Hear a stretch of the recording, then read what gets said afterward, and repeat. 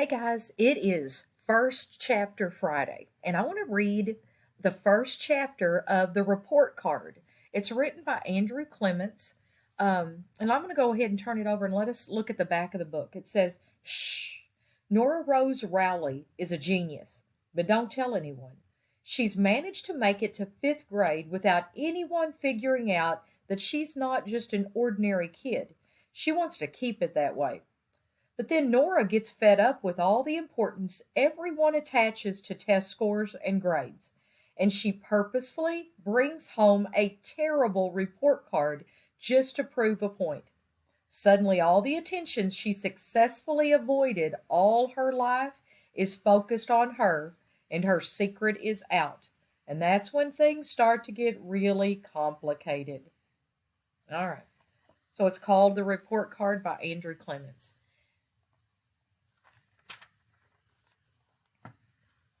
Chapter 1. Bad grades.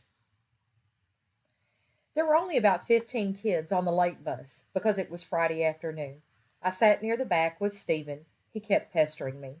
Come on, Nora. I showed you my report card. I want to see if I beat you in math. Let's see what you got. Come on. No, I said.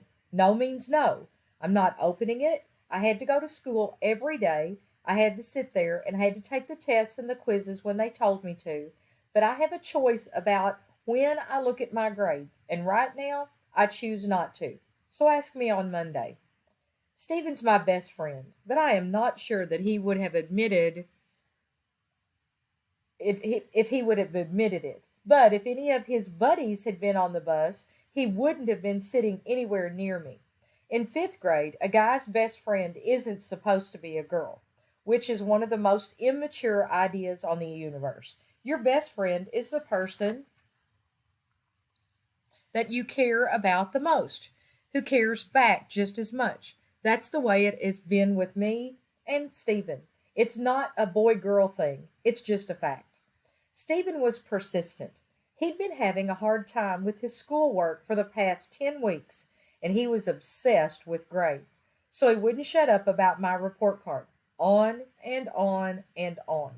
As our bus ride home took 20 minutes. Come on, Nora, it's not fair. You know what I got, but I don't know what you got. I want to see your grades. Come on, let me see them. Another fact. Sometimes no doesn't mean no forever. There's always a block to go before our bus stop, and I couldn't stand Stephen's whining another second. Besides, the truth is, I was dying to know my spelling grade. I was sure that my grades were all in all the other subjects, but I thought I might have messed up in spelling. So I pulled my report card out of my backpack and slapped it in Stephen's hands. I didn't even care that my name was written right on the label, Nora Rose Rowley. Here, I said, there is your prize for being the most annoying person in the world. Stephen said, "All right," and as and he had those grades out of that envelope in about 3 seconds. Stephen's face went blank and his mouth dropped open. It was like he couldn't talk or breathe. He finally spluttered and said, "No way, Nora, this can't be right. Miss Noyes, Miss Zhang, everybody, these are the wrong grades." I ignored his amazement. I said, "Just tell me what I got in spelling, okay?" Stephen's eyes flickered down the page, and then he said, You got a C." "Rats," I said. I kicked the seat in front of us. I knew it, a lousy C. How could I be so stupid? Stephen was wishing he hadn't begged to see my grades, and his face showed it. He gulped. Nora, I hate to tell you, but all your other grades are—" I cut him off. "I know what they are." Stephen was completely confused. But if you know what they are, then why are you mad about a C in spelling? Because all your others are D's. You got a D in everything. All D's except that one C. "Rats," I said. "Spelling." Stephen straggled on. But spelling is your best grade. To reassure himself, he said, C is higher than D, right? I shook my head, and then I said more than I should have. "Not always," I said. "C is not better if you're trying to get a D." Well, that really confused Stephen, and I didn't want him to have any time to think about it. I grabbed my report card back and said, "So what did you get in spelling?" I knew the answer to that question because I'd already seen Stephen's report card. Spelling was always his best subject. Stephen said, I got an A. And what was the grade that you were trying to get? He squinted. Well, or was that the grade you were trying to get? He squinted and said, yeah, I guess so.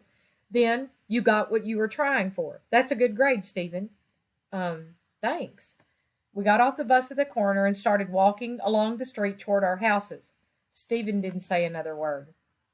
I could tell he was worried about my grades, and that was just like him, to be worried about someone other than himself, which is why it's a good thing that Stephen had someone like me looking out for him, because I had gotten those D's on purpose. I had meant to get all D's, and those D's were probably going to get me in big trouble, but I didn't care about that. I'd gotten those D's for Stephen. Guys, what do you think that means? I don't know. What do you think? Does that make you want to read more in the report card? I'll say Andrew Clements is one of my absolute favorite authors. If you like this book, make sure you check out more books by him. See you later.